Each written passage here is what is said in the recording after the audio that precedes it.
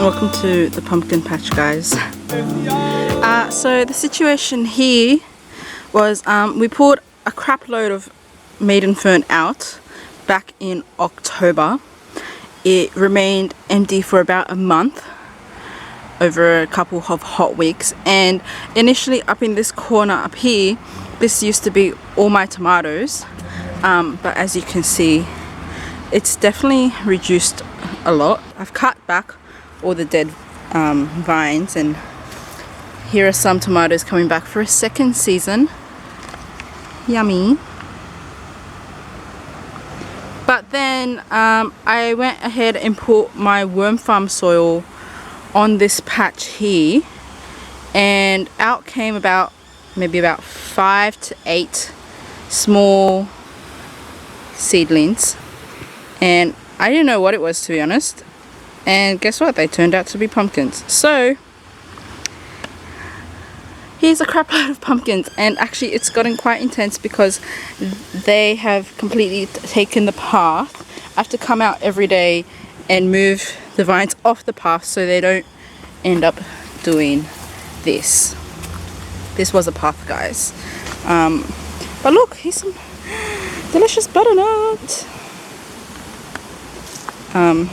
And they're actually suffocating my poor tomato plants as well, which I had planted here in hopes of filling up the space, but I guess the pumpkin decided that they can do a better job at it. So yeah, I've cut back quite a few of the leaves as well, just so I could see where I'm walking. So that's where the old tomatoes used to be, up there. And then this area, ideally it was a bit of a cascading garden bed here, so we were thinking of doing a bit of a floral thing going on. I planted strawberries along here, which was really quite pretty, and then we had pansies planted down and around here, but again the pumpkins taken over. You can probably spot a bit of my flowers over there. Those are snapdragons, and then underneath there's one pansy, and you can see the pumpkin sitting comfortably there. And then I've got these flowers here. I don't know the name, but I got a couple of seeds off a neighboring garden, and they've bloomed quite well. They're really, really pretty.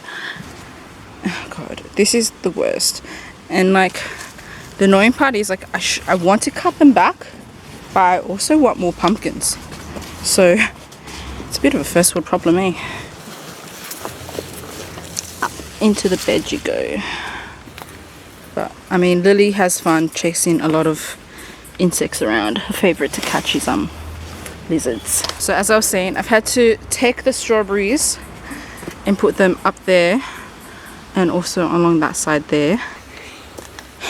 You can see that the pumpkins are going quite nuts over here. It's also made my job of weeding a little bit harder, that's for sure. Oh, that's a dead pumpkin that fell off. Look, cute. I've got a variety again of butternut and Kent pumpkins.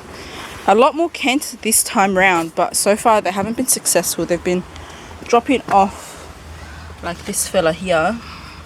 I'm not too sure whether it's the weather or the season, because this period isn't generally pumpkin season, to be honest. That's a Kent pumpkin over there.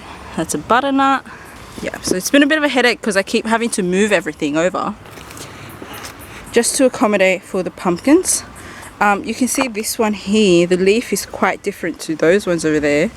So I thought it was probably a melon, but they're bringing out butternuts. So you can see that one there. It's off the same vine. So I'm not too sure. I haven't seen this type of leaf before. Here are my strawberries. They were fruiting until I transplanted them, and now because of the shock they're readjusting, I suppose. This one here is my eggplant. Oh, with a little grasshopper on it.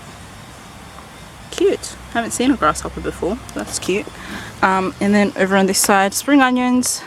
And I've also had to transplant my eggplants out of that area there because they were again being shaded too much. You can see all the way down there, that purple leaf. That's one of the last standing eggplants in that area there. They've all had to be evacuated for the pumpkins. So hopefully once my pumpkins ripen, I'm gonna do a massive cull and cut back all these vines because it's a headache, to be honest. One thing I'm really proud of is my geranium over here. I bought it on sale for $5 because it was almost dead. Brought it back alive. It had a bit of a flowering period, and then I think early or late October it was really hot, so like almost died out, and I was like no, so I bathed it and then it started sprouting green again. So it's so cute. It was out there initially, but it's getting too much sun there, so I had to move it into this corner where it's quite concealed, but it's so pretty. So more pumpkin in this area. You can see that this backyard is doing very well for pumpkins.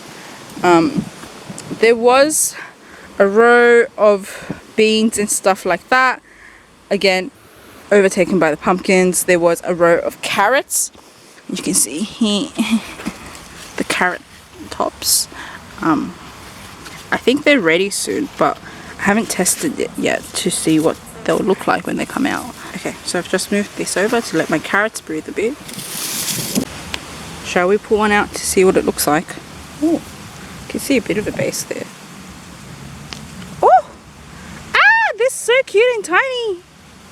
Oh my goodness! Yum! Let's try this one. Oh, this is actually quite exciting. This is my first time growing carrots, guys. And I grew these guys from seeds. This one doesn't want to come out. It's not ready then, I guess.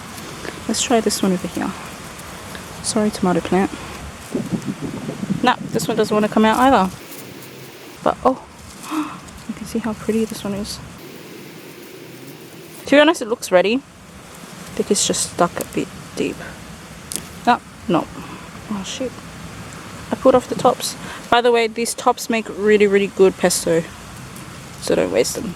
Oh, ah, another cute one. This is gonna go into my dinner tonight, guys. Yummy. Yummy. But that's it. That's the summer update of the garden.